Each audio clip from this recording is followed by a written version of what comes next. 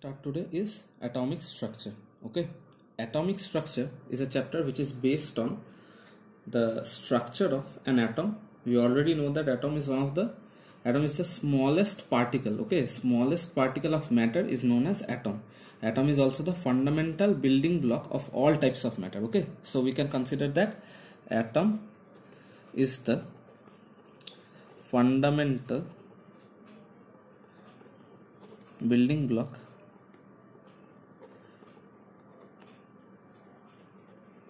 of all type of matter. Is it clear? So this is what an atom is. In this chapter we will have to learn about the structure of atom, mass number, atomic number, what are isotopes, what are isobars, how are atoms interacting with each other, how are electrons being transferred from atoms. Okay, we have to learn all these things along with who discovered atoms, their theories, the ancient views about atoms, which theories were wrong and why were they wrong, what were the drawbacks of these theories, which theories were correct, and how it led to the modern atomic structure. Okay, apart from that we will have to understand that how are electrons arranged in an atom, and also we have to understand what electronic configuration is and how electronic configuration is so important in helping form molecules. And it also helps us understand how an atom gains a stable electronic configuration, how do they act like noble gases, what are noble gases. All these things are going to be covered in this chapter. Okay, so first of all, atom is the fundamental building block of all types of matter. Clear? Okay, so the ancient view about atoms was given by two main persons. One of them was the Greek philosopher Democritus and the other person was Maharshi Kanada. Okay, Democritus called these particles as atomos, which meant indivisible. Okay, which meant indivisible. Clear? And Maharshi Kanada called these particles as anu, which was the form for matter, and the subparticles of matter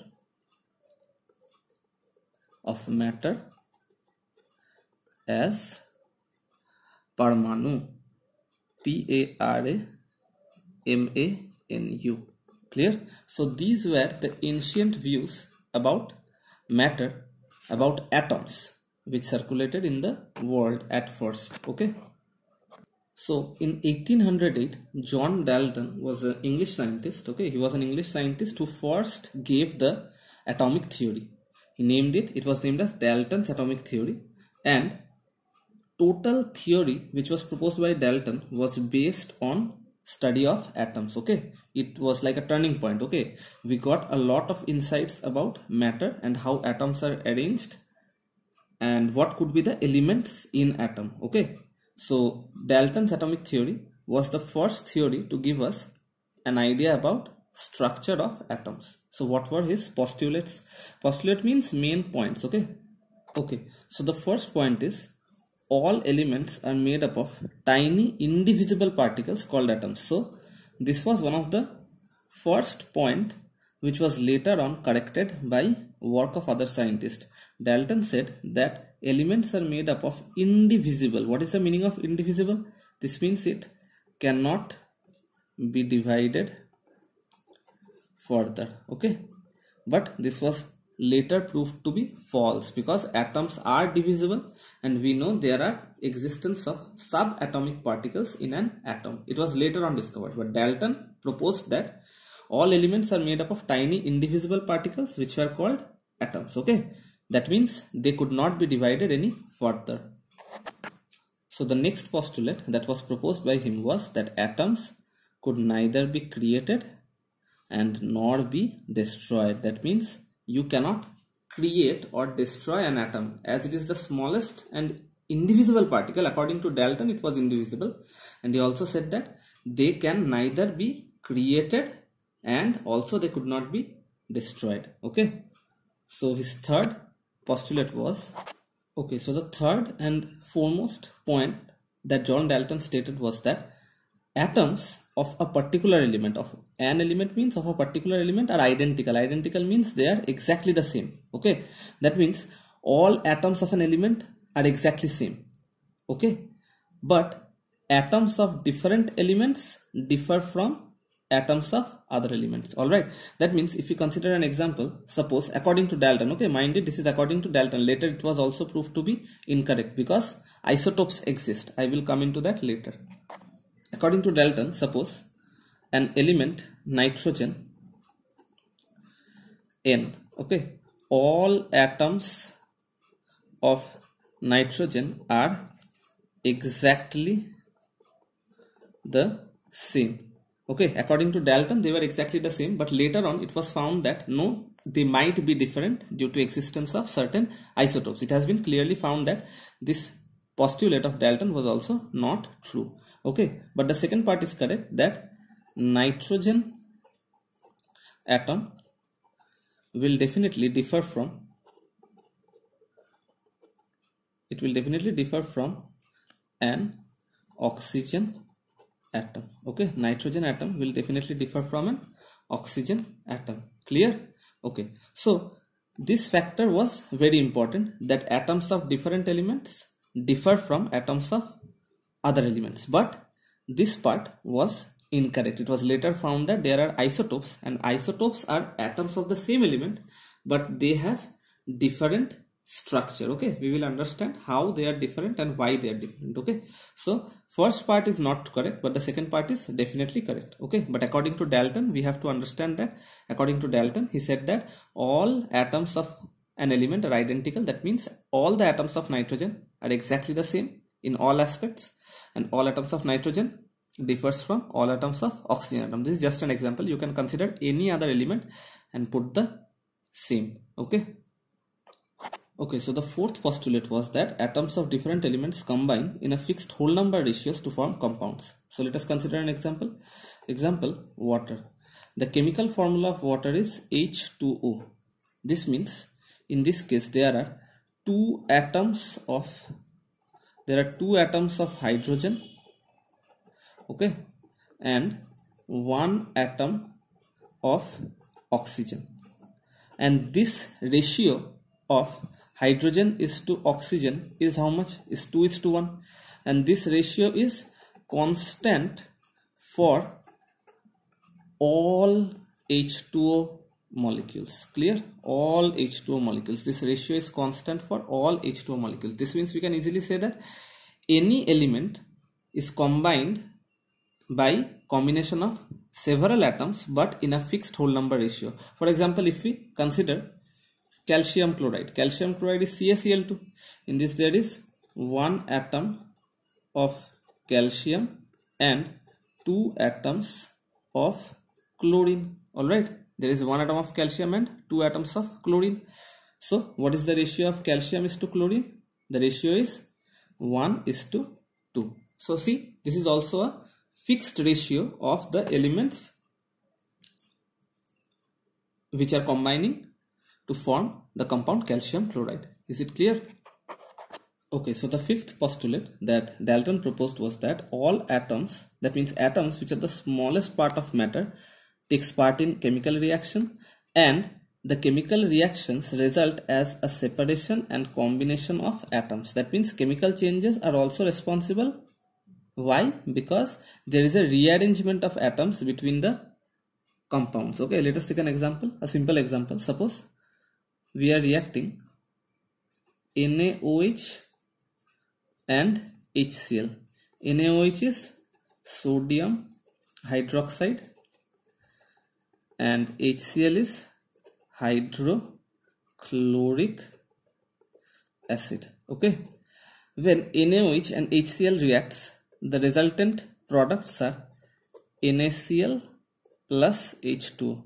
The resultant products are sodium chloride and water. Okay, so sodium combines with chlorine and it results in the formation of NaCl. See, there was no new atoms which were generated in the reaction. There was just a rearrangement and recombination and separation of atoms. Sodium combines with chlorine to form NaCl, and OH, that is the hydroxide group, combines with hydrogen to form water. Overall number of atoms of the products and number of atoms of the reactants remain the same. There was one atom of sodium, and in the product side there is one atom of sodium. In the reactant side there was one atom of chlorine, and in the product side there is also one atom of chlorine. There were 2 atoms of hydrogen in the reactant side. There is 2 atoms of hydrogen in the product side, 1 atom of oxygen in the reactant side, and 1 atom of oxygen in the product side. Just there was a rearrangement of the atoms, and this resulted in a chemical change. Sodium hydroxide is actually a base, or it is basic in nature. Hydrochloric acid is an acid as written. Sodium chloride is a salt, and water is a liquid. Okay, water is neutral liquid. Water is a neutral liquid. Okay, so all of these are chemically different. They have different composition and they have different properties, but they are produced by the separation and recombination of atoms which participate in a chemical reaction. Okay, so now as we have known all the postulates of Dalton's atomic theory, and I have already pointed out that there were some changes or some contradictions with Dalton's atomic theory. Okay, so in this topic we understand what were the contradictions and what were the corrections to those contradictions. Okay, the corrected theory which we now look up to is known as modern atomic theory. Okay, so all these contradictions were corrected in modern atomic theory. So let us compare the two theories. So the first point of contradiction was that atoms are indivisible and indestructible. Later it was found to be incorrect, and it was clearly found that atoms are divisible. They can be divided into subatomic particles. They have a lot of subatomic particles inside them. Okay, and can be destroyed. They can also be destroyed. Okay, so let us consider the examples. Okay, atom consists of 3 main particles, 3 main subatomic particles, that are neutron, protons and electrons. Okay, neutron is neutral in nature, that means it does not have any charge. Protons are positively charged and electrons are negatively charged.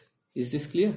That means first theory of Dalton, the first postulate of Dalton was found to be incorrect. Dalton had proposed that atoms are indivisible and indestructible, but later it was found that atoms are made up of subparticles. Okay, what are the main subparticles? The main subparticles are neutrons, protons and electrons. Okay, the neutrons are neutral, that means they do not carry any charge. The protons are positively charged, whereas the electrons are negatively charged. Clear? The second contradiction arrived that according to Dalton, atoms are the smallest particles. Okay, but it was also incorrect, because the subatomic particles, they are smaller than atoms. Okay, subatomic particles are smaller than atoms. Clear? So this was the second contradiction and its correction. That means neutrons, protons and electrons, they form atom. তাহলে যে জিনিসটা দিয়ে একটা atom তৈরি হচ্ছে তাকে যদি আমরা ভেঙে দিই, সেই ছোট ছোট জিনিসগুলো কি হয়ে যাবে? সেই ছোট ছোট জিনিসগুলো নিশ্চয়ই বড়টার থেকে তো ছোটই হবে। তো অ্যাটমের মধ্যে নিউট্রন, প্রোটন, ইলেকট্রন আছে, তার মানে কি প্রোটন, নিউট্রন, ইলেকট্রন এরা নিশ্চয়ই অ্যাটমের থেকে সাইজে ছোটই হবে। তাহলে অ্যাটম কি স্মলেস্ট পার্টিকেল হলো? না, অ্যাকচুয়ালি অ্যাটমের থেকেও ছোট ছোট পার্টিকেল আছে যারা অ্যাটমের মধ্যে থাকে, এবং তাদেরকে আমরা কি বলি? তাদেরকে আমরা বলে থাকি subatomic particles. Those are neutrons, protons and electrons. Clear? Okay, so the third point in which modern atomic theory contradicted Dalton's atomic theory was that atoms of same elements are alike in all respects. This was completely incorrect, because there exists isotopes. Okay, there exists isotopes. How does isotopes differ from each other? Let us explain with an example. Let us take example of hydrogen. According to Dalton, all atoms of hydrogen are identical, but according to modern atomic theory, all atoms of hydrogen are not exactly identical. Hydrogen has got 3 isotopes. This is very important. Okay, hydrogen has got 3 isotopes. What are they? They are, so these are the 3 isotopes of hydrogen. This is protium, this is deuterium and this is tritium. This is protium, this is deuterium and this is tritium. All these are having different chemical properties or different physical properties? They are having different physical properties. The chemical properties are same. Okay, they are having same number of electrons. Okay, same number of electrons but different number of neutrons. Clear? They are having same number of electrons but different number of neutrons. Therefore, they have same chemical properties but different physical properties. Okay, this is one of the example of isotopes which I have told you now. I will give more examples of isotope later. Chlorine has isotopes, carbon has isotopes, oxygen has isotopes, potassium has isotopes. Okay, so these isotopes have similar chemical properties but they have different physical properties. This means they are not same in all respects. They have variations. How are they varying? They are varying in the number of neutrons, and neutrons are responsible for physical properties of an element. Okay, that means deuterium and protium will have different physical properties. All these three have different physical properties. That means they are not same in all aspects. Okay, they have different number of protons. That means this theory of Dalton was also contradictory, and it was corrected by discovery of the isotopes. All right. So if the previous points were the contradictory points of Dalton's atomic theory, I have written it in the short form DAT, and modern atomic theory MAT. Okay, then we can consider that there were also some similarities between them. Yes, there were similarities. So what were the similarities between the two theories? Let us understand. Okay, so the similarity is that atoms are the smallest unit taking part in a chemical reaction. That means in a chemical reaction of a substance, the atoms of the substance take part in the reaction, and number and kinds of atoms are always constant. Let me take another example. Suppose I consider this reaction Mg plus HCl. This is a dilute acid, gives MgCl2 plus H2. Okay, that means when magnesium reacts with dilute hydrochloric acid, magnesium chloride is formed along with the release of hydrogen gas. So if we balance this reaction, we put 2 in front of HCl. This means there is one atom of magnesium which reacts with two molecules of HCl. All right, so it forms one molecule of magnesium chloride and one molecule of hydrogen gas. So how many atoms are on both sides? Let us compare. So there is one atom of magnesium on the reactant side, there is one atom of magnesium on the product side. There are 2 atoms of HCl on the reactant side, there are 2 atoms of HCl, no, 2 atoms of hydrogen, there is 2 atoms of hydrogen on the product side. 2 into 1, there is 2 atoms of chlorine, there are 2 atoms of chlorine and also 2 atoms of chlorine on the product side. Clear? This means it is clear that atoms are the smallest unit that take part in a chemical reaction, and the number and kind of atoms remain the same. There is no change. That means magnesium does not result in formation of aluminium. Okay, magnesium is reacting, that means it will form something with regards to magnesium itself. We will not suddenly get any other new element in this particular reaction. There will be only rearrangement and recombination to form the products. Okay, so let us proceed to the next topic of discussion, that is discovery of structure of an atom. That means who were the scientists who actually discovered the subparticles present in atoms, what was the structure of an atom, what were the charged particles, what were the neutral particles, what was the mass number, what was atomic number, okay, how were they arranged. Okay, so in this topic we will discuss the discovery, the scientists and their experiments and their conclusions. So first of all, we study about the discovery of electron. Okay, electron was discovered by an English physicist. Okay, he was not actually a chemist, he studied about physics. His name was William Crookes. In about 1878. Okay, that means long after Dalton had proposed his atomic theory, William Crookes discovered electrons, and from that time there were certain changes continuously made to Dalton's atomic theory which led to the formation of modern atomic theory. Okay, once electrons were discovered, it was clear that there were subparticles, isn't it? There were subatomic particles which were smaller than the size of atom. Okay, Okay, so now let us understand the experiment of William Crookes in details. দেখো William crook কি করেছিল, William crook এরকম একটা glass একটা tube নিয়েছিল যার মধ্যে থেকে সব এয়ার বার করে দিয়েছিল, ঠিক আছে, এর মধ্যে থেকে air was taken out. Okay, air was taken out. তো এই গ্লাস যে টিউবটা নিয়েছিল যার থেকে এয়ার রিমুভ করে দিয়েছিল, এবার এই টিউবের দুদিকেও কি করেছিল, দুটো মেটাল প্লেট দিয়েছিল, এদিকে একটা মেটাল প্লেট বসিয়েছিল এবং এইদিকে একটা মেটাল প্লেট বসিয়েছিল। এবার এই দুটো মেটাল প্লেটকে ও একটা ব্যাটারির সাথে এরকম কানেক্ট করে দিয়েছিল। ওকে, কি করেছিল, ব্যাটারির সাথে কানেক্ট করেছিল। তো একটা মেটাল প্লেটকেও ব্যাটারির টার্মিনাল দেখেছো তো, ব্যাটারির এন্ডে দেখবে একদিকে থাকে পজিটিভ মার্ক করা থাকে, আরেকদিকে নেগেটিভ মার্ক করা থাকে। তো একটাকেও দিয়েছিল পজিটিভ এন্ডের সাথে কানেক্ট করিয়ে একটা মেটাল প্লেটকে, আর একটা মেটাল প্লেটকেও কানেক্ট করিয়েছিল নেগেটিভের সাথে। তাহলে এই ছোট যে দাগটা ব্যাটারি সেটা নেগেটিভ হয়, এটা ব্যাটারিকে রিপ্রেজেন্ট করাবে, ঠিক আছে, আর এই বড় দাগটা হয় পজিটিভের, ঠিক আছে। তাহলে যেটা নেগেটিভের সাথে কানেক্ট করা হয়েছিল, এই যে এটা তো ব্যাটারি, এটাকে আমি লিখে দিচ্ছি এখানে, এটা হচ্ছে ব্যাটারি অথবা একটা সেল, এটা একটা সিঙ্গেল সেল, ব্যাটারিকে জানবে সেল বলা হয় ফিজিক্সে, ঠিক আছে, প্ল্যান্ট সেল অ্যানিমাল সেল না, কিন্তু এটা এমনি ব্যাটারিকে সেল বলে রিপ্রেজেন্ট করা হয়। তাহলে নেগেটিভ টার্মিনাল এটা কি, এটা হচ্ছে নেগেটিভ টার্মিনাল মানে নেগেটিভ এন্ড, আর এটা কি, এটা হচ্ছে পজিটিভ টার্মিনাল। ওকে, এটা হচ্ছে পজিটিভ টার্মিনাল। তো দেখা গেল এই নেগেটিভ এন্ডের সাথে যে মেটালের পার্টটাকে কানেক্ট করা হয়েছিল সেটার নাম আমরা কি দিলাম, সেটার নাম আমরা দিলাম হচ্ছে ক্যাথোড, CATHODE, ক্যাথোড। মানে নেগেটিভ টার্মিনালের সাথে যে মেটালটাকে কানেক্ট করা হলো that was called cathode, and the terminal which was connected to the the positive terminal connected to the metal part, that end was called anode. Okay, this was called anode, ঠিক আছে। তাহলে দেখো যে নেগেটিভের সাথে connected সে negative, আর যে পজিটিভের সাথে connected সে তাহলে positive, obviously.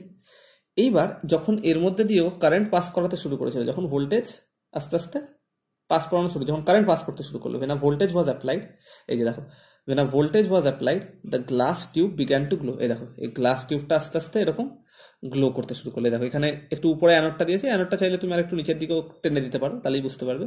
এই দেখো এই অ্যানোডটাকে কোথায় কানেক্ট করেছে, পজিটিভ টার্মিনালে, আর এখানে দেখো ক্যাথোডটাকে কোথায় কানেক্ট করেছে, নেগেটিভ টার্মিনালে, বোঝা যাচ্ছে। তাহলে দেখো যখন এখান থেকে যখন ওরা আস্তে আস্তে একটা ভোল্টেজ পাস করাতে লাগলো, তখন কি হলো, তখন কি দেখতে পারলো যে আস্তে আস্তে এই গ্লাস টিউবের একটা এন্ড গ্লো করতে শুরু করছে। কোন দিকটায় গ্লো করতে শুরু করছে, যে দিকটা অ্যানোড আছে সেই দিকটা আস্তে আস্তে গ্লো করা শুরু করলো, ঠিক আছে। তো দেখো তার মানে এইখানে গ্লো করছে মানে কি, নিশ্চয়ই এবার ও আরেকটা জিনিস অবজার্ভ করতে পেরেছিল। কি অবজার্ভ করেছিল, দেখো that a beam in the tube was found. তো একটা বিম দেখতে পাচ্ছিল, তার মানে দেখা গেল যে ক্যাথোডের দিক থেকে একটা বিম আসছে এবং সেটা অ্যানোডের দিকে যাচ্ছে। তার মানে দেখো মাইনাস থেকে প্লাসের দিকে যাচ্ছে, তো এটা অবভিয়াসলি কি ধরনের পার্টিকেল হবে, এটা একটা নেগেটিভলি চার্জ পার্টিকেল হবে, তাই না। The particle must be negatively charge because it is originating in the negative end and it is moving towards the positive end. We all know that negative particle is attracted by a positively charged particle, alright। তো এখানে ওই যে William crooks ও একই জিনিস দেখেছিল, ও দেখেছিল কিছু একটা রে এরকম ক্যাথোড থেকে বেরিয়ে অ্যানোডের দিকে যাচ্ছে, এবং তাই জন্য এটাকে নাম কি দিয়েছিল, ক্যাথোড রে, ঠিক আছে। এইভাবে ও কি ডিসকভার করেছিল, ও ডিসকভার করেছিল যেটা, সেটার নাম দিয়েছিল ক্যাথোড রে। দেখো হি believe that this glowing beam called a cathode ray consisted of charged particles. Okay, he could not confirm that those charged particles were negative or positively charged, okay, but he only could confirm that these particle rays were having some charge. These are the beam or rays, okay, these were having some charge because they were moving from the negative end to the positive end. Is it clear? That means this person quite clearly referred that cathode is releasing some rays, cathode being negatively charged is releasing some rays which were moving towards anode, and that is why the whole glass tube was glowing. Is it clear? But he could not confirm whether they were negatively charged or whether they were positively charged. He could not confirm that. So later on, who came just after William Crookes? J.J. Thomson came. J.J. Thomson carried out his study in about 1897, okay, and J.J. Thomson confirmed that these cathode rays were nothing but negatively charged particles, and he named them electron.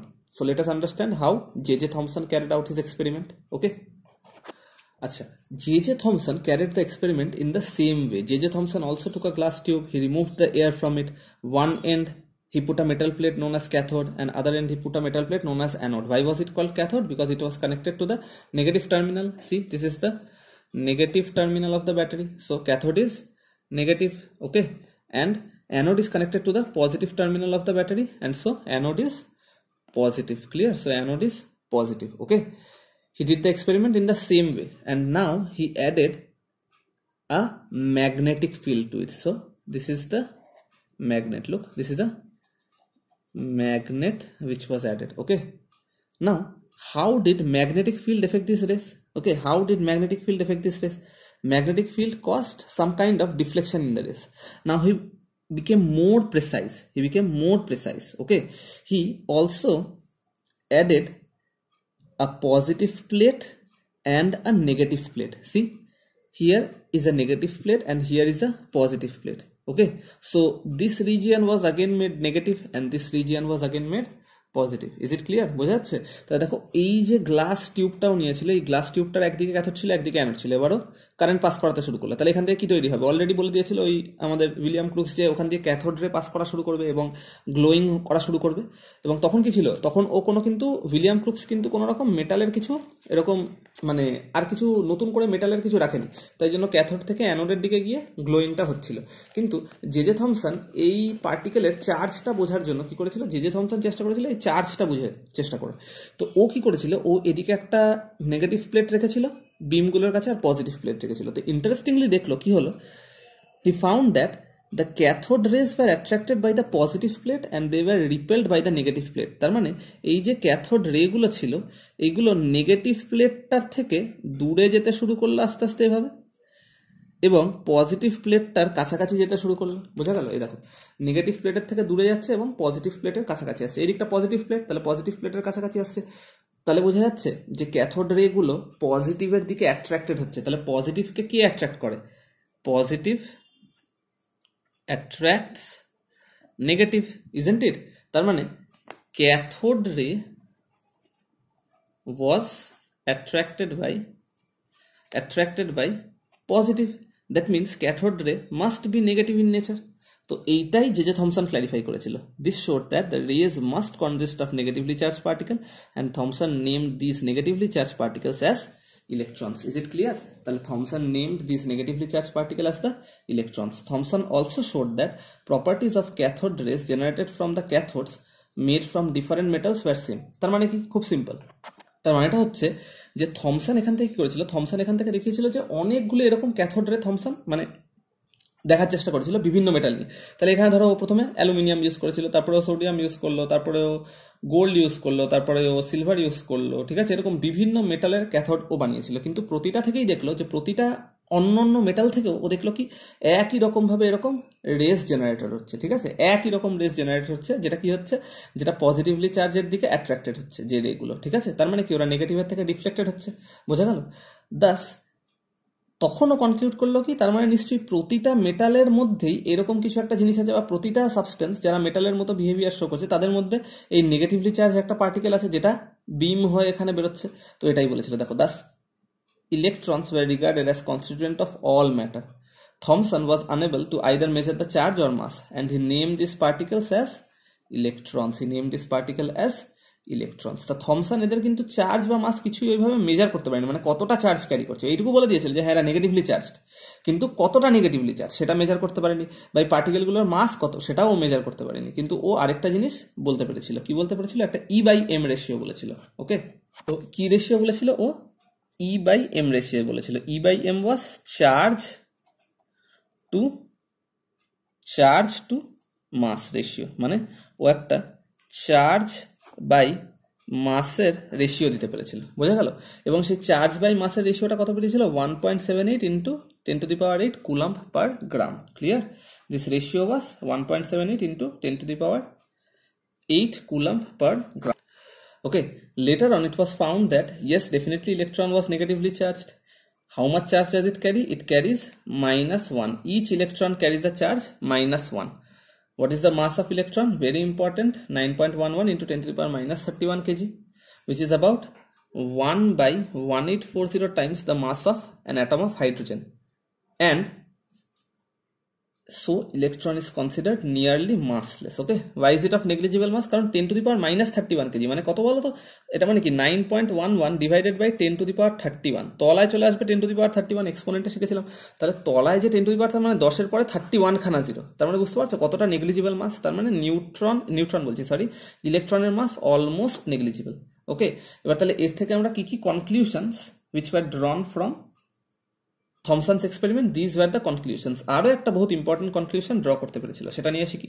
তাহলে দেখো conclusion যেটা ছিল যেটা হচ্ছে since atoms আর electrically neutral, এটা তো আমরা শিখেছি যে অল অ্যাটমস আর নিউট্রাল, একটা অ্যাটমের গায়ে কোনো চার্জ থাকে না, ঠিক আছে। এই সাপোজ এই পেনটাকে আমি এখন ধরে আছি, এই পেনটার গায়ে কি কোনো চার্জ আছে? চার্জ নেই, কিন্তু এই পেনটা কি বিভিন্ন মেটেরিয়াল দিয়ে তৈরি, তাই তো? এই পেনটা বিভিন্ন মেটেরিয়াল দিয়ে তৈরি, হ্যাঁ কি না?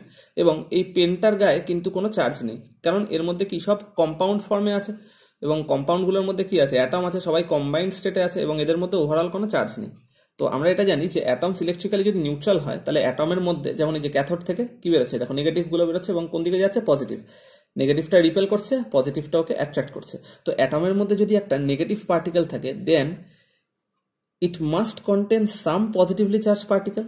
তো এই আইডিয়াটা থেকেই আস্তে আস্তে প্রোটনের ডিসকভারিটা শুরু হয়, বুঝতে পেরেছো? মানে ওরা কি ভেবেছিল, সায়েন্টিস্টরা ভেবেছিল যে দেখো অ্যাটম তো ইলেকট্রিক্যালি নিউট্রাল, তাহলে যদি অ্যাটমের মধ্যে একটা নেগেটিভলি চার্জ পার্টিকেল থেকে থাকে তার মানে কি হবে? নিশ্চয়ই ওর মধ্যে একটা পজিটিভলি চার্জ পার্টিকেলও থাকতে হবে, কারণ যদি শুধু নেগেটিভ থাকে তাহলে পুরো অ্যাটমটাই তো নেগেটিভ হয়ে যাবে, আর শুধু যদি পজিটিভ থাকে তাহলে পুরো অ্যাটমটাই তো পজিটিভ হয়ে যাবে। তো তখন ওরা কি বললো যে হ্যাঁ, নেগেটিভ যখন আছে পজিটিভও থাকবে, তাহলে সেই পজিটিভ পার্টিকেল কি হতে পারে সেটাও আমাদেরকে খুঁজে বার করতে হবে। That lead to the starting of Discovery of protons. Clear? তাহলে ইলেকট্রনের ডিসকভারি পুরো ক্লিয়ার সবার কাছে?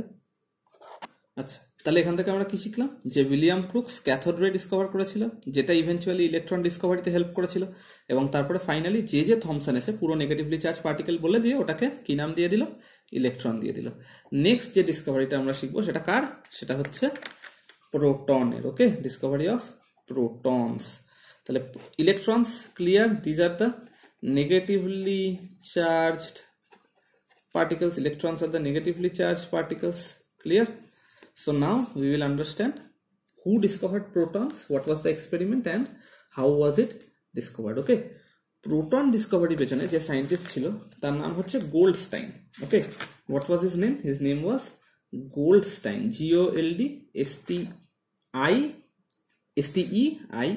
Okay, it was discovered by Eugene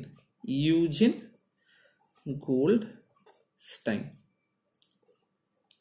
He was a German scientist.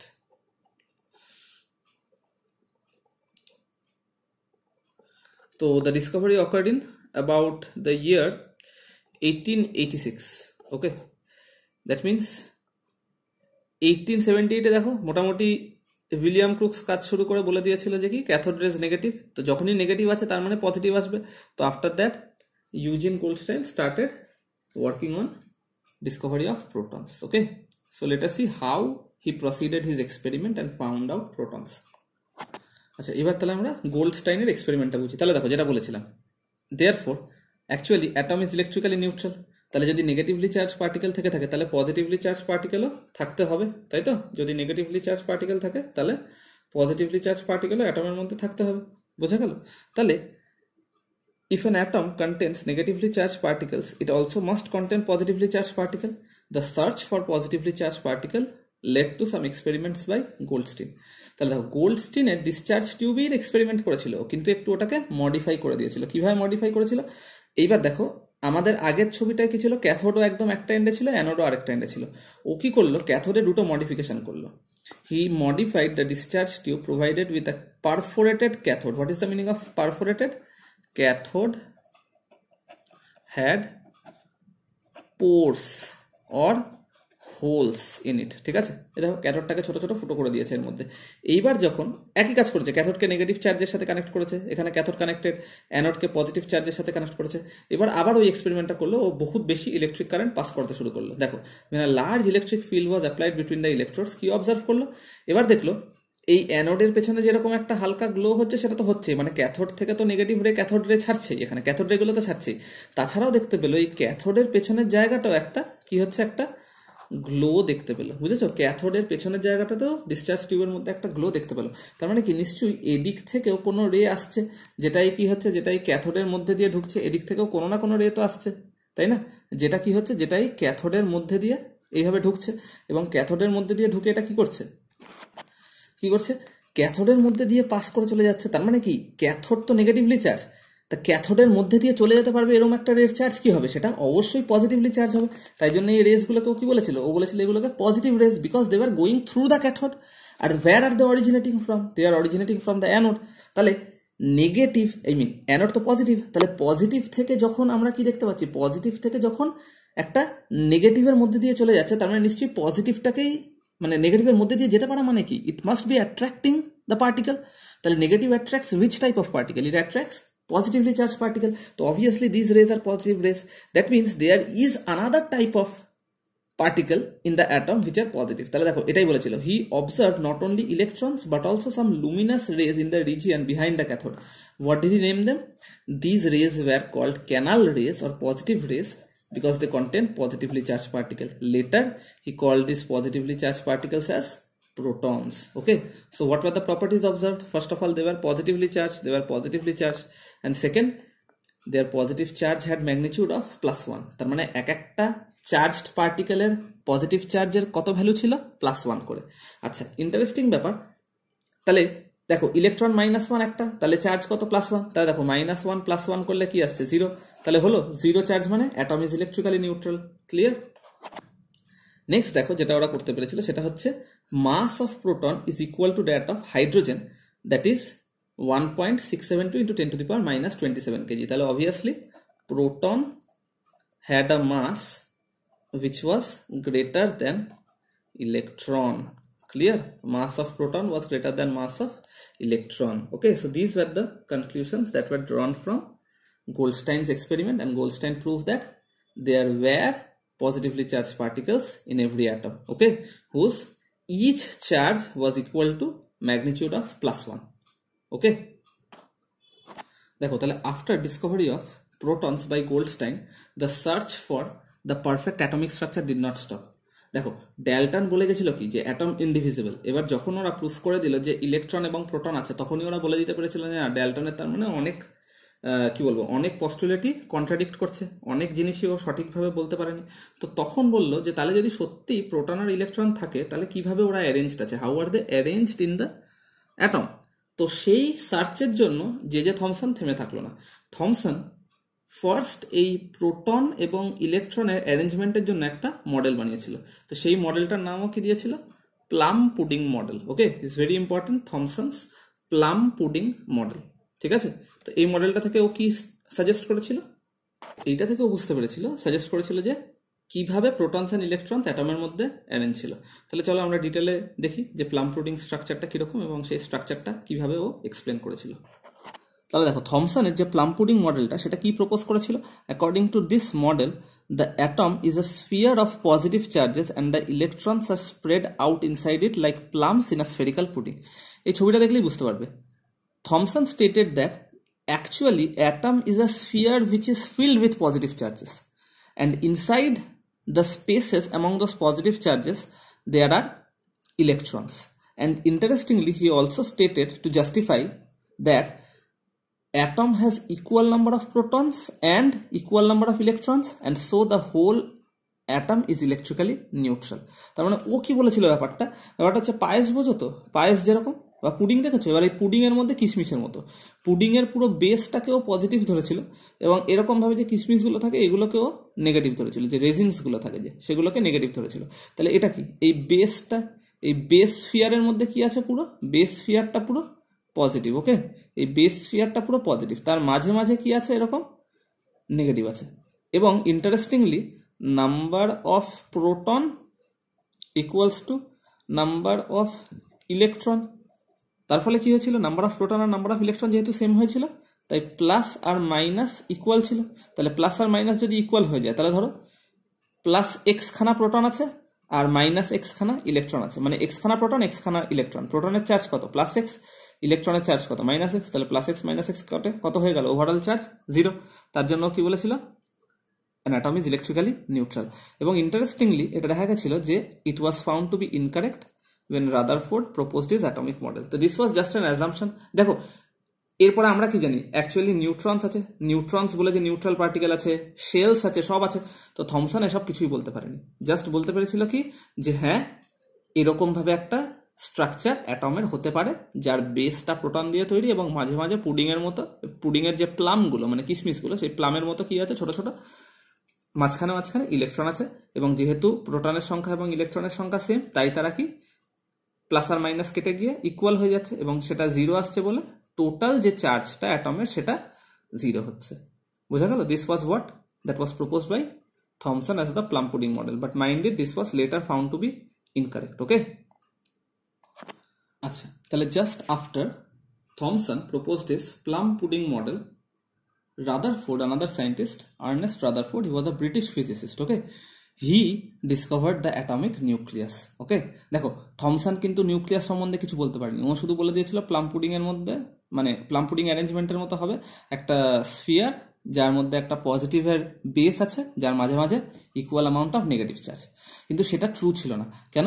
কারণ 1911-এ অ্যাটমিক নিউক্লিয়াস ডিসকভার হয়। এখন যেটা আমি জানি যে অ্যাটমিক নিউক্লিয়াসের মধ্যে কি কি থাকে, প্রোটনস অ্যান্ড নিউট্রনস, তো সেটা আস্তে আস্তে তখন ডিসকভার হয়। ঠিক আছে, 1911-এ কে ডিসকভার করেছিল? ডিসকভার করেছিল Ernst Rutherford. He was a British physicist. Okay, what was his experiment? Very famous experiment. His experiment was alpha scattering experiment, এবং এই অ্যালফা স্ক্যাটারিং এক্সপেরিমেন্ট থেকেই ও বলতে পেরেছিল যে হ্যাঁ, নিউক্লিয়াস বলে একটা স্ট্রাকচার আমাদের অ্যাটমের মধ্যে এক্সিস্ট করে। তো কিভাবে সেটা আমরা অ্যালফা স্ক্যাটারিং এক্সপেরিমেন্টটা থেকে শিখি। ওকে, তো অ্যালফা স্ক্যাটারিং পড়ার আগে আমাকে আগে জানতে হবে যে what exactly are alpha particles. Okay, we will learn alpha particles in much details in class 10, but we can know just the basic concept যে অ্যালফা পার্টিকেল কি হয়। ওকে, তো it is found that alpha particles are identified as positively charged helium nuclei. সবাই helium নামের একটা noble গ্যাসের নাম শুনেছ তো, হিলিয়াম। তো আলফা পার্টিকেল হচ্ছে actually positively charged helium nuclei. খুব ইন্টারেস্টিং ব্যাপার। দেখো, হিলিয়াম তো নোবেল গ্যাস, তার তো কোনো চার্জ ওরকম অ্যাজ থাকা উচিত না, কিন্তু তাও জোর করে তার মধ্যে চার্জ নিয়ে আসা হয়, আলফা পার্টিকেল বানানো হয়েছে। পরে কখনো ক্লাস 10 উঠলে আমরা শিখবো যে কিভাবে এই আলফা স্ক্যাটারিং হয়, আই মিন স্ক্যাটারিংটা তো শিখে নেবো, কিভাবে আলফা পার্টিকেল বেরোয় সেগুলো আমরা না হয় পরে শিখবো। তো এর স্পেশালিটিটা কি যেটা জানতে হবে, এটার মধ্যে দুটো প্রোটন আছে, 2 proton and 2 neutron. Clear? There are 2 protons and 2 neutrons. Okay, so an alpha particle is a positively charged helium nuclei which contains 2 protons and 2 neutrons. এবার এই আলফা পার্টিকেল দিয়ে রাদারফোর্ড পুরো এক্সপেরিমেন্টটা করেছিল। ওকে, Rutherford used alpha particle to carry out this experiment. তাহলে দেখো, what was the aim of this experiment? Rutherford conducted this experiment to find arrangement of electrons and protons in an atom. Okay, his main aim was to find the arrangement of protons and electrons in atom. Okay, so what did he do? In this experiment, he used fast moving alpha particles. Okay, he himself discovered alpha particles in 1899. Just mind it. Okay, and alpha particles, as I said, these are positively charged helium nuclei which contains 2 protons and 2 neutrons. Okay, so what did he do? এই alpha পার্টিকেলগুলোকে একটা বহুত thin gold ফয়েলে strike করানো হয়েছিল, মানে এরকম একটা gold foil রাখা হয়েছিল যার মধ্যে কন্টিনিউয়াসলি কে স্ট্রাইক করছিল? আলফা পার্টিকেল স্ট্রাইক করছিল। ক্লিয়ার? এই গোল্ড ফয়েলের উপর কন্টিনিউয়াসলি আলফা পার্টিকেল এসে স্ট্রাইক করছিল। তো এইটা থেকেও কি অবজার্ভ করেছিল? দেখো, এখানে এক্সপেরিমেন্টের সেট আপটাও করেছে। ওকে, ভালো করে সেট আপটা সবাই ফোকাস করো। দেখো, আচ্ছা দেখো, তাহলে সেট আপটা কিরকম ছিল? দেখো, এরকম একটা সোর্স রেখেছিল, একটা স্ক্রিন রেখেছিল, একটা আলফা পার্টিকেল সোর্স রেখেছিল। এই স্ক্রিনটা কি, যাতে আলফা পার্টিকেল সব দিকে না বেরিয়ে যেতে পারে, ঠিক আছে, যাতে আলফা পার্টিকেলটাকে গোল্ড ফয়েলে হিট করে। তো এরকম একটা পুরো গোল স্ক্রিন বানিয়ে দিয়েছিল জিঙ্ক সালফাইড দিয়ে তৈরি। ঠিক আছে, আমি সবার ইউজ বলবো, যে কোনটা ইউজ করা হয়েছিল, কেন ইউজ করা হয়েছিল, সব একটা একটা করে বলবো। আগে কনসেপ্টটা বুঝো। এই মাঝখানে কি রেখেছিল? মাঝখানে রেখেছিল একটা থিন গোল্ড ফয়েল, আর এখানে কি রেখেছে? একটা আলফা পার্টিকেলের সোর্স, মানে this is a substance that releases alpha particle. Okay, I will later discuss which substances release such particles. Just understand, these are substance that releases alpha particles. এবার এই সাবস্টেন্সটা থেকে দেখো, সোজা এরকম আলফা পার্টিকেল রিলিজ হলো, এবং এই আলফা পার্টিকেলটা সোজা এর মধ্যে দিয়ে ঢুকে এই গোল্ড ফয়েলটাকে হিট করলো, এবং গোল্ড ফয়েলকে হিট করার পরে এটা এরকম ভাবে এসে এইখানে পৌঁছালো। তো এইটা ছিল ওর সেট আপটা। এবার এই সেটআপটা থেকে ও কি কি অবজার্ভ করতে পেরেছিল, let us understand. Okay, what were his observations? So first of all, most of the alpha particles pass through the foil without any deflection from their path. তাহলে দেখো, এই যে এই জায়গাটা, তাহলে এই আলফা পার্টিকেলগুলো এই গোল্ড ফয়েলের মধ্যে দিয়ে পাস করে এখানে এসে পৌঁছে গেল। Most of them, see most of them were passing through the gold foil without any deflection. Deflection means deviation অথবা মুভমেন্ট, ঠিক আছে? মানে এরকম সোজা পথে যাচ্ছে, যেতে যেতে হঠাৎ করে এরকম বেঁকে গেল, এরকম কিন্তু হয়নি। Maximum alpha particle gold foil scatter করে সোজা এরকম ভাবে ঢুকে চলে গেছে, স্ক্যাটার করে না, সরি, গোল্ড ফয়েলের মধ্যে দিয়ে পাস করে চলে গেছে। আর দেখো এই ডটেড লাইনগুলো শো করছে কিছু পার্টিকেল যেগুলো ডিফ্লেক্ট করেছে।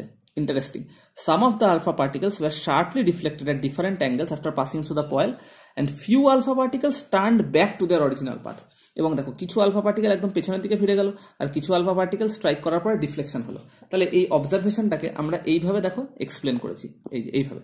এই দেখো আলফা পার্টিকেল আসছে, কিছু আলফা পার্টিকেল এই যে these were undeflected এবং they went through the gold foil. This blue part is the gold foil, okay? This blue part is the gold foil.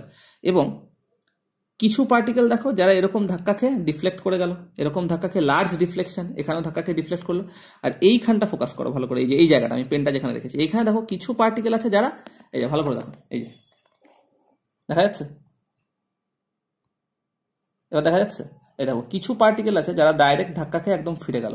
এই দেখো ডাইরেক্ট ধাক্কা খেলো এবং তারপর আবার ফিরে গেল, এই যে ধাক্কা খেয়েছে, খেয়ে সোজা ফিরে গেছে, ওকে? তাহলে there were some particle which returned directly, isn't it, which returned directly. তো what were the conclusions that Rutherford gave from his observations? One of the conclusions that most alpha particles pass through the straight foil which suggested that atom consists of lot of empty space, হ্যাঁ কি না? তাহলে ধরো এরকম একটা জায়গার মধ্যে দিয়ে একটা জিনিস এসে ধাক্কা খেলো, ধাক্কা খেয়ে সোজা ফিরে গেল, তার মধ্যে কি, তার মানে কি এই জায়গার মধ্যে কোনো স্পেস নেই, কিন্তু সেটা হয়নি, প্রচুর অ্যাটম এর মধ্যে দিয়ে ঢুকে, প্রচুর আলফা পার্টিকেল এর মধ্যে দিয়ে ঢুকে বেরিয়ে গেছে। তার মানে নিশ্চয়ই এখানে অনেক এরকম ফাঁকা জায়গা আছে, দেয়ার আর অনেক spaces, there are large number of spaces within atom, তাই না? এই স্পেসগুলো দিয়ে এরকম বেরিয়ে যাচ্ছে। সেকেন্ড যেটাও বলেছিল খুব ইম্পর্টেন্ট, সেকেন্ড পয়েন্টটা খুব important, some alpha particles were deflected from their path in different angles, স্বাভাবিক, which suggested that atoms has a tiny but heavy positively charged core that repels the positively charged alpha particle. This is quite obvious. আমি শুরুতেই বলেছিলাম যে alpha particle কি ছিল, positively charge helium atom. তাহলে যেসব জায়গায় ধাক্কা খেয়ে সরে গেল তার মানে কি রিপালশন হলো। দিস মিনস দেয়ার ওয়্যার, এইখানে কি হয়েছে, এখানে রিপালশন হয়েছে, isn't it? There were repulsion, repulsion হয়েছে বলেই কি হয়েছে, এরা ধাক্কা খেয়ে খেয়ে সরে গেছে, নিজের পাথ থেকে ডিফ্লেক্ট করতে বাধ্য হয়েছে, না হলে তো অ্যাট্রাক্টেড হয়ে চলে যেতে পারতো। তাহলে ইন্টারেস্টিং ব্যাপার, mass of an atom is concentrated in the tiny central core. তো ও দেখলো এরকম একটা জায়গা থেকে পার্টিকুলার অনেকগুলো ধাক্কা খেয়ে ফিরেছে। তো তখন ও বললো তার মানে অ্যাটমের যে পুরো মাসটা, মানে এই যে কিছু একটা জিনিস যেটা পজিটিভলি চার্জ, যেটা ধাক্কা খেয়ে ফিরে, মানে যেটার জন্য আর কি আলফা পার্টিকেলগুলো ধাক্কা খেয়ে ফিরে আসছে, সেটা কোথায় আছে, একটা সেন্টারে। এই সেন্টারটাকেই রাদারফোর্ড নাম দিয়েছিল নিউক্লিয়াস। বোঝা গেল? কথাটা ক্লিয়ার হলো যে সেন্টারেই এমন কিছু পার্টিকেল আছে, there were some particles in the centre which were responsible for the deflection of alpha rays. Why were the alpha rays deflected? Obvious. Deflection means movement from their original path. That means definitely these particles were positively charged. That is why they were repelling the positively charged alpha particle, which resulted in the deflection. Clear? তাহলে this means পুরো অ্যাটমের মাসটা একটা central জায়গায় অবস্থিত, যেই central কোরটাকে Rutherford কি বলেছিল, nucleus. And he said that nucleus was there, এবং তার জন্য কি হয়ে গেল, plum pudding model was replaced by nuclear model of atom. And এই মডেলটাকে কি বলা হতো, Rutherford's nuclear model of atom. Clear? Okay, so from Rutherford's nuclear model, what did Rutherford explain? He explained that matter is an atom which is located in center space. Okay, matter is an atom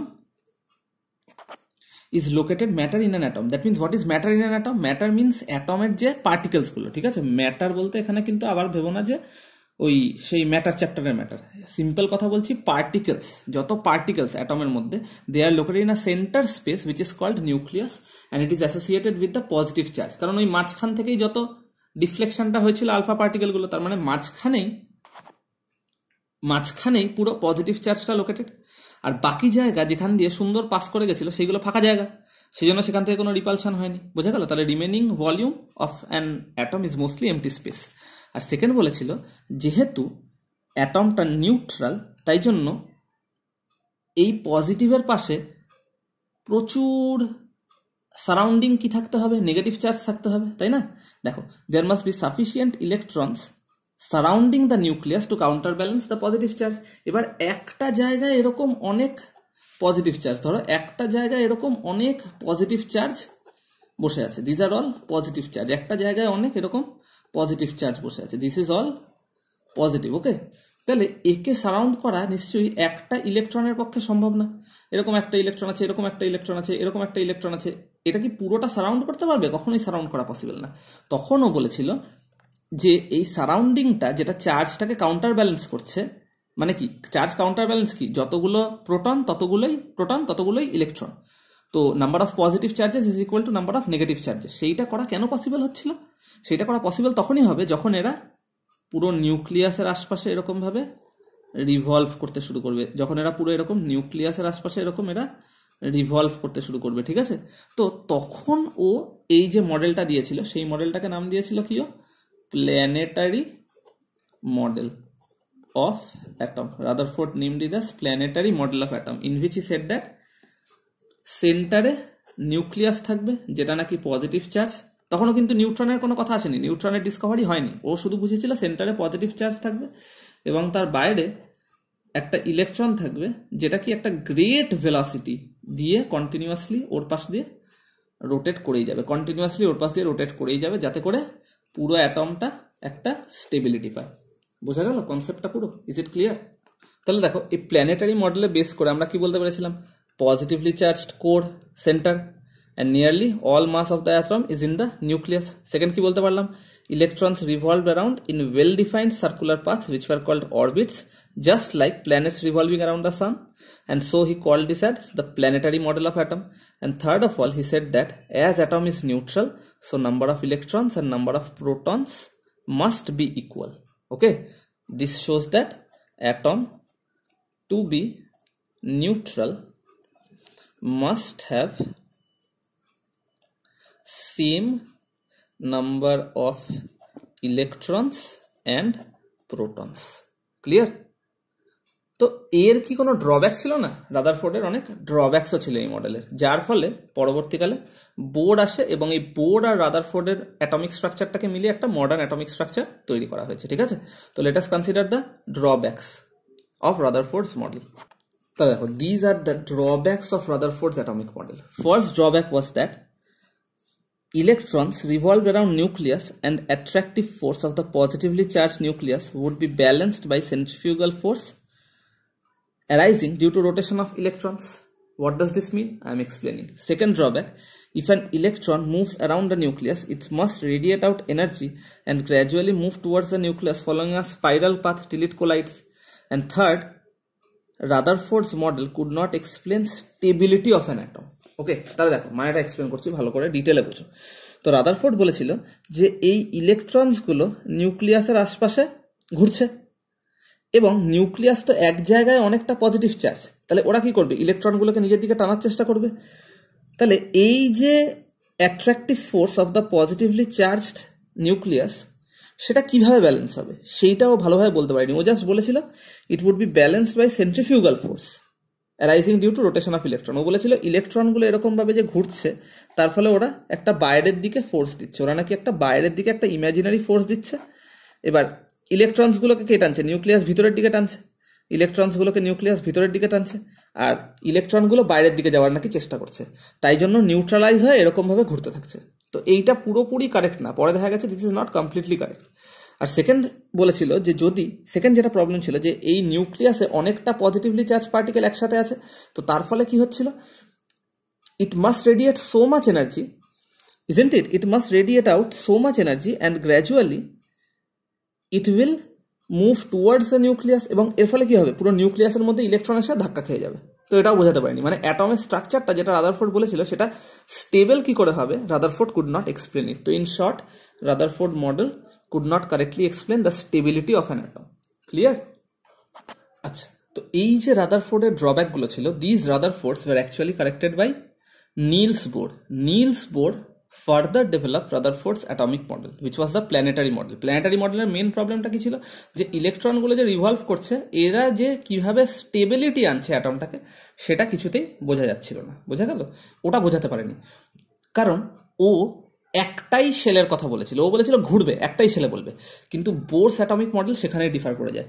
বোরস atomic মডেলের most important point ছিল হচ্ছে it was okay, so Bohr said that electrons revolving around nucleus occupy fixed orbits. That means there is not a single orbit, there can be many orbits, there can be more than one orbit. Okay, each orbit, interesting point, each orbit has a certain amount of energy and so they are called energy levels. মানে এই যে শেলগুলো বা অরবিটগুলো, এদের মধ্যে নাকি কিছু energy আছে, এই শেলগুলোর মধ্যেই কিছুটা এনার্জি আছে। যেরকম নিউক্লিয়াসের পজিটিভ চার্জ হওয়ার ফলে, এই যে নিউক্লিয়াসটা যেমন পুরো পজিটিভ চার্জ হওয়ার ফলে অনেকখানি প্রোটনেরকে অ্যাট্রাক্ট করছিল, এবং এই অ্যাট্রাকশনটা কি বলে মনে আছে? এই অ্যাট্রাকশনটাকে কি বলে?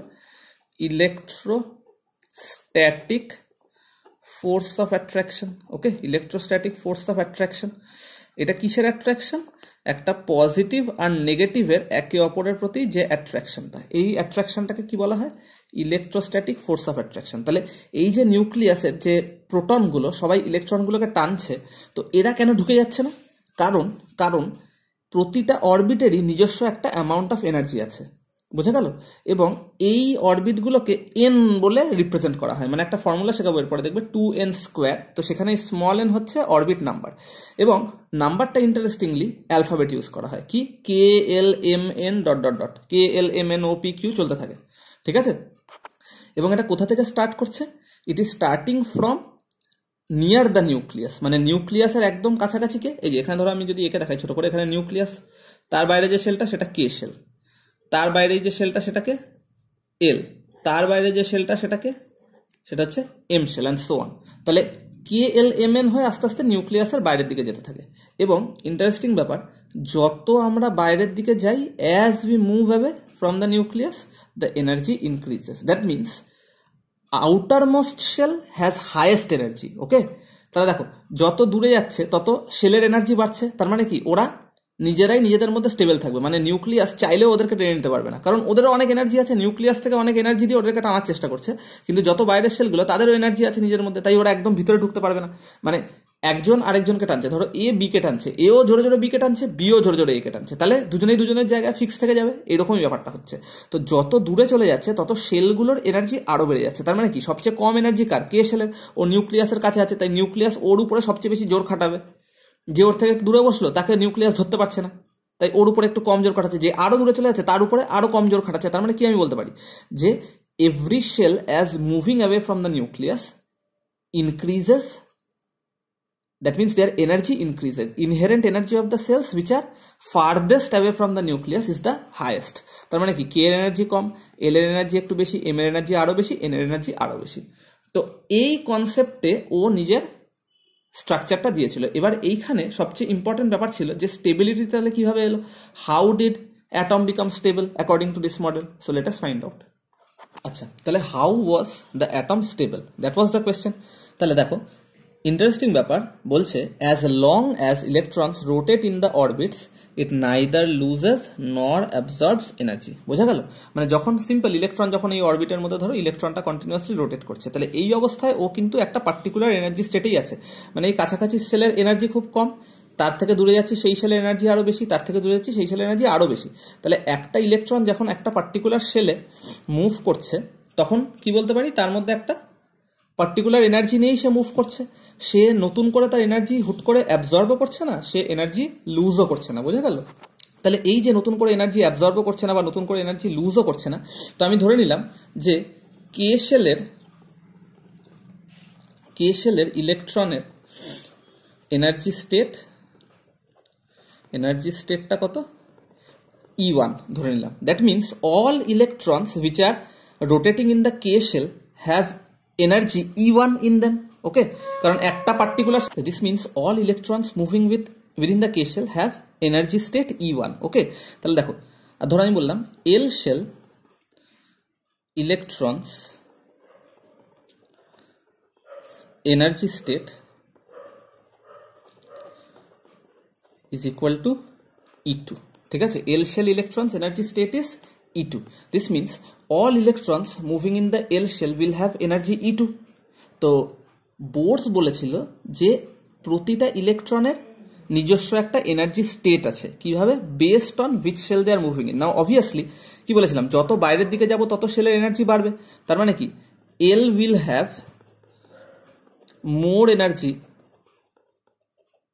দেন কে, তাই তো? L will have more energy than K, therefore E2 will be greater than E1। তার মানে দেখো, কে শেলে যে ইলেকট্রনগুলো ঘুরছে তাদের মধ্যে এনার্জি E1, আর এল শেলে যে ইলেকট্রনগুলো ঘুরছে তাদের মধ্যে এনার্জি E2। তাহলে এল শেলের ইলেকট্রনগুলোর মধ্যে অবভিয়াসলি এনার্জি E2 বেশি আছে, ওদের মধ্যে এনার্জি। এইবার ইন্টারেস্টিং ব্যাপার, যখন নিউক্লিয়াস খুব বেশি এনার্জি দিয়ে ওদেরকে টানতে শুরু করবে তখন কি হয় দেখো, তখন উল্টো একটা ফেনোমেনা হয়ে যায়। When energy is supplied to the electrons they move to a higher orbit. তার মানে এ অনেক এনার্জি যখন পেয়ে যাবে তখন এ হুট করে এইখান থেকে এইখানে চলে যাবে। মানে এ কিন্তু সোজা নিউক্লিয়াসে ঢুকবে না, এ সোজা একটা হায়ার অরবিটে গিয়ে ঢুকে যাবে। তাহলে দেখো, কে থেকে ও কোথায় জাম্প করলো, তাহলে কে থেকে ইলেকট্রনটা, এই যে ইলেকট্রনটা কে থেকে ছিল, ও কে শেল থেকে কোথায় জাম্প করবে, এল শেলে। বোঝা গেল? তো এল শেলে ইলেকট্রনটা জাম্প করে গেল, এবং যখন আস্তে আস্তে এই ইলেকট্রনটা আবার ফিরে আসবে, ও কিন্তু সবসময় কে শেলের থেকে এল শেলে গিয়ে এল শেলে থেকে যাবে না। Remember this, it will not continuously remain in the L shell, it will again come back to the K shell. Okay, যখন ওটা এল থেকে আবার কে তে ফিরবে, it will release energy outside. তার মানে দেখো, যে এনার্জিটা দিয়ে নিউক্লিয়াস ইলেকট্রনটাকে নিজের কাছে টানার চেষ্টা করছিল, সেই এনার্জিটা নিয়ে ইলেকট্রনটা কি করলো, ইলেকট্রনটা নিজে পরের সেলে চলে গেল, এবং পরের সেলে গিয়ে কি করলো, পরের সেলে যাওয়ার ফলে ও আবার ওখানে থেকে যাবে না, ওই সেল থেকে আবার এখানে ফিরবে, ফেরার সাথে সাথে কি করবে, ও এনার্জি রিলিজ করে দেবে। এই এনার্জিটাকেই আমরা কিভাবে রিপ্রেজেন্ট করি, এইচ নিউ দিয়ে। দেখো, E1 থেকে E2 তে গেল, তাই না, এনার্জি গেন করলো, আবার E2 থেকে E1 এ যখন ফিরলো তখন এই পুরো এনার্জিটাও রিলিজ করে দেবে। What is this difference? It is called H nu. এইটাকে একটা গ্রিক সিম্বল নিউ, এটা আমি একদম চ্যাপ্টারের লাস্টে বোঝাবো যে এইচ নিউ কিভাবে হয়, ঠিক আছে? আপাতত জেনে রাখো, দ্য এনার্জি ইজ রিলিজড। তাহলে দেখো, যে নিউক্লিয়াসটা এনার্জি দিয়ে ওকে টানার চেষ্টা করলো, ওকে টেনে ওকে ভিতরে ঢুকিয়ে দিতে পারলো না। It was not able to move inside the nucleus, rather it moved to the shell having higher energy and then again came back. While coming back, it released this excess energy. This phenomena continues and eventually helps to maintain stability of atom. তাহলে দেখো, electron বেশি energy নিয়ে কি করবে, এর মধ্যে ঢুকে যাবে পরের সেলটা, আবার তারপরেও কি করবে, ফিরে আসবে। এই ফিরে আসার পথেও এনার্জি ছেড়ে দেবে। ক্লিয়ার? তাহলে কি হলো, কখনোই ওর ঢুকে যাচ্ছে না সোজা নিউক্লিয়াসের মধ্যে, এবং পুরো অ্যাটমের স্ট্রাকচারটা স্টেবল থাকছে, এবং কন্টিনিউয়াসলি ইলেকট্রনগুলো ঘুরতে থাকছে। বাইরের সেলটার থেকে কোথায় যাবে, এল সেল থেকে এম সেলে লাফাবে। সবসময় মনে রাখবে, হায়ার এনার্জি সেলে লাফ মানে, তাহলে এম সেল থেকেও কে সেল থেকেও এলে আসবে, কখনো এল সেলের ইলেকট্রন এম এ আসবে, এম থেকে আবার ফিরে যাবে, তখন আবার এনার্জি ছাড়বে, আবার এল থেকে কে তে ফিরতে পারে, তখন আবার এনার্জি ছাড়বে। ঠিক আছে, মাইন্ড দিস। ইলেকট্রন কিন্তু পার্মানেন্টলি জাম্প করে এখানে থেকে যাবে না, ও ওর গ্রাউন্ড স্টেটে ছিল, মানে যখন কে সেলে ছিল, কে সেলের ইলেকট্রনকে যদি আমি কি ধরি, গ্রাউন্ড স্টেট। ঠিক আছে, গ্রাউন্ড স্টেট মানে অরিজিনাল এনার্জি স্টেট। বোঝা গেল? Original energy state. তো ও যখন গ্রাউন্ড স্টেটে আছে, ওই গ্রাউন্ড স্টেটে থেকে ও কোন স্টেটে যাবে, যখন ও এল সেলে গেল, ধরো কে সেলে গ্রাউন্ড স্টেটে ছিল, যখন এল সেলে যাবে তখনও কি হয়ে যাবে, তখনও চলে যাবে এক্সাইটেড স্টেটে। ঠিক আছে, তখনও চলে যাবে এক্সাইটেড স্টেটে। ওকে, এই এক্সাইটেড স্টেটটাই কি একটা হায়ার এনার্জি স্টেট। এবং যখন ও আবার ফিরবে, তখন এই এক্সাইটেড স্টেট থেকে আবার গ্রাউন্ড স্টেটে ফিরবে, তখন এই এক্সট্রা যে এনার্জিটাও গেন করেছিল সেটা কি করবে, it will release this energy, atom will release the energy. বোঝা গেল? এই যে this energy will be released. Clear?